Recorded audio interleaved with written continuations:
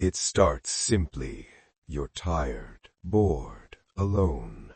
You pick up your phone to relax. But what happens next isn't relaxation. It's a hijack. Your eyes lock onto the screen. Every new image triggers a tiny squirt of dopamine. Not pleasure, anticipation.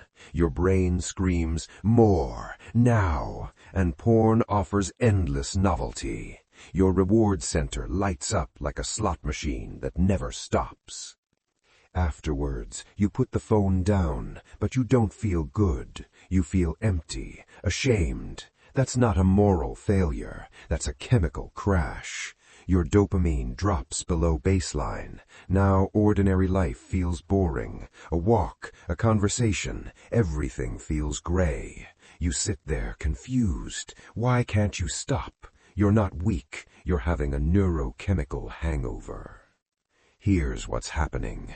Porn floods your brain with more dopamine than natural rewards, so your brain adapts. It turns down its own volume. Now you need more intensity, more time, just to feel normal. That's tolerance. And after the high, your brain drops so low that only one thing seems to fix the pain, the very thing that caused it. That's the addiction loop. But here's the good news. Your brain can change. It's called neuroplasticity.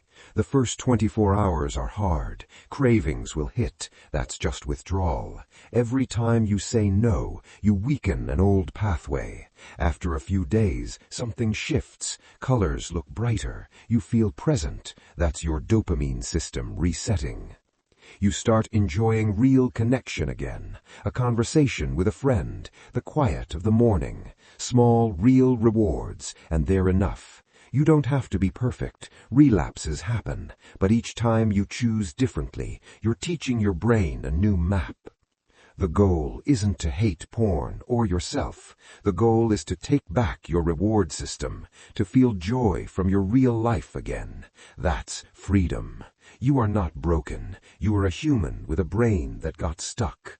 And brains, they can always learn a new way home.